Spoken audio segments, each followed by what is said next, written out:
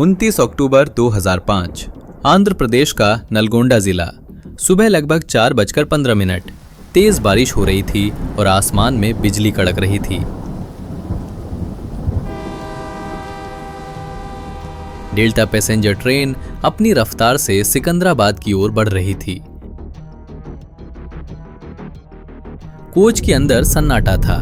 कुछ मुसाफिर दिवाली मनाने अपने घर लौट रहे थे तो कुछ ईद की खुशियों के लिए सफर में थे। किसी को अंदाजा नहीं था कि अगले कुछ मिनट उनकी जिंदगी के आखिरी मिनट साबित होने वाले हैं।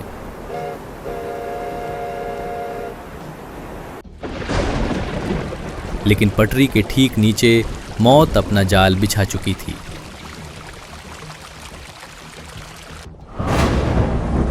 रिपोर्ट्स के मुताबिक कुछ ही मिनट पहले एक दूसरी ट्रेन इसी ट्रैक से सुरक्षित निकल चुकी थी, लेकिन अब हालात बदल चुके थे। ऊपर से देखने पर पटरी मौजूद थी, मगर उसके नीचे जमीन बह चुकी थी। अगले 60 सेकंड में ऐसा भयावह मंजर सामने आने वाला था जिसे देखकर रेस्क्यू में पहुंचे जवानों की भी रूह कांप उठी।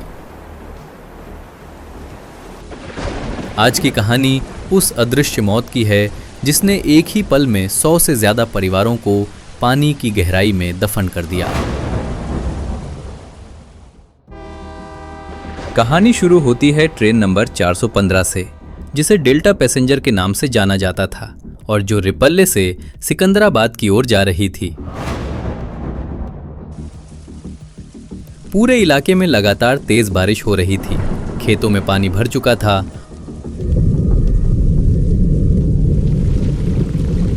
और रेलवे ट्रैक के आसपास का इलाका पूरी तरह भीग चुका था। ट्रैक के पास मौजूद अपस्ट्रीम सिंचाई टैंक और पानी के बहाव पर बारिश का दबाव लगातार बढ़ रहा था। अचानक ये संतुलन टूट गया और भारी मात्रा में पानी एक साथ रेलवे लाइन की ओर बढ़ा। इसे साइंस की भाषा में फ्लैश फ्लड कहा जाता है। ट्रैक पर मौजूद एक छोटा पुल और कलवर्ट इस पानी के दबाव को झेल नहीं पाए और मिट्टी के साथ बह गए।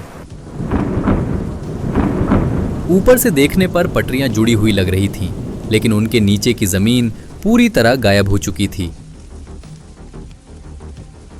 इंजीनियरिंग में इस प्रक्रिया को स्कोरिंग कहा जाता है, जहां तेज बहाव नींव को अंदर से पूरी तरह खोखला कर देता है।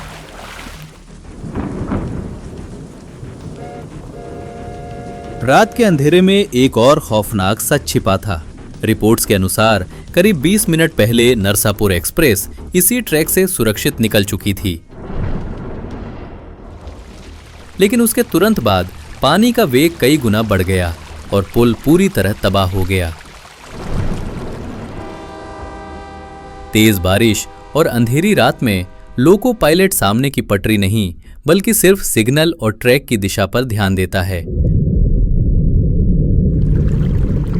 पटरी के नीचे जमीन मौजूद है या नहीं, ये चलती ट्रेन से देख पाना लगभग असंभव होता है। जब तेज रफ्तार में चलती ट्रेन को खतरे का एहसास होता है, तब तक प्रतिक्रिया और ब्रेक लगने के बीच के कुछ सेकंड भी सैकड़ों मीटर की दूरी में बदल जाते हैं। ड्राइवर ने इमरजेंसी ब्रेक लगाने की कोशिश की, लेकिन यहां संवेग यानी मोमेंटम का खौफनाक खेल शुरू हो चुका था।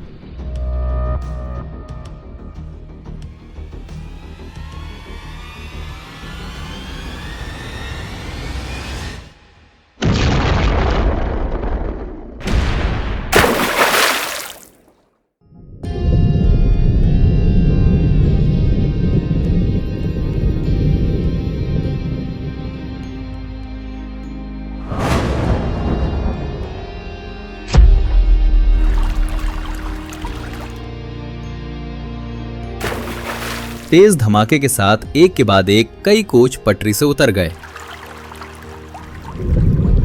लेकिन सबसे भयावह दृश्य तब सामने आया जब शुरुआती कोच सीधे उफनते हुए गहरे पानी में जा गिरे। चारों तरफ अंधेरा था ठंडा पानी था और चीख पुकार गूंज रही थी। लोग खिड़कियों से बाहर निकलने की कोशिश कर रहे थे, लेकिन पानी का बहाव इतना तेज था कि जो बाहर निकला वो बह गया। कोच के अंदर पानी तेजी से भर रहा था और बढ़ता हुआ हाइड्रोस्टैटिक प्रेशर दरवाजों को खोलने नहीं दे रहा था। ये कोई साधारण रेल हादसा नहीं था, बल्कि एक वाटर ट्रैप बन चुका था जहां बचने का कोई रास्ता नहीं था। जब सुबह हुई तो पूरा देश सन्न रह गया। धान के खेतों में ट्रेन के डिब्बे बिखरे पड़े थे और पानी में लाशें तैर रही थीं। सड़कें टूट चुकी थीं, जिससे रेस्क्यू टीमों के लिए वहां पहुंचना बेहद मुश्किल हो गया। इसके बाद रेस्क्यू बल और सेना के जवान मौके पर पहुंचे। डाइवर्स ने ऑक्सीजन सिलेंडरों के साथ पानी के नीचे उतरकर गैस कटर की मदद से कोचों को काटा। अंदर का दृश्य इतना भयावह था कि कई लोग एक दूसरे को पकड़े हुए मरे मिले। अलग अलग रिपोर्ट्स के अनुसार इस हादसे में 114 से 116 लोगों की जान गई, जबकि कई लोग पानी में बहकर कभी नहीं मिले। त्योहारों के कपड़े, बच्चों के खिलौने और निजी सामान मलबे में बिखरे पड़े थे। जांच और रिपोर्ट्स में एक कड़वा सच सामने आया। सिंचाई व्यवस्था और रेलवे के बीच सूचना और तालमेल की भारी कमी थी। अगर समय पर पानी के खतरे की चेतावनी मिल जाती तो शायद इतनी बड़ी त्रासदी को रोका जा सकता था। वालीगोंडा का यह हादसा हमें याद दिलाता है कि जब कुदरत की मार और सिस्टम की लापरवाही एक साथ मिलती है तो इतिहास अपने सबसे काले पन्ने लिखता है। आज उस इलाके में नए पुल और फ्लड वार्निंग सिस्टम्स लगाए गए हैं, लेकिन सवाल अब भी वही है, उन परिवारों का क्या जिनके चिराग उस काली रात हमेशा के लिए बुझ गए। अगर आपको ये सच्ची घटना और हमारा रिसर्च पसंद आया हो तो वीडियो को लाइक करें और गुरु ऑफ हाउ को सब्सक्राइब करें। हम मिलेंगे अगली बार एक और अनसुनी दास्तां के साथ। जय हिंद।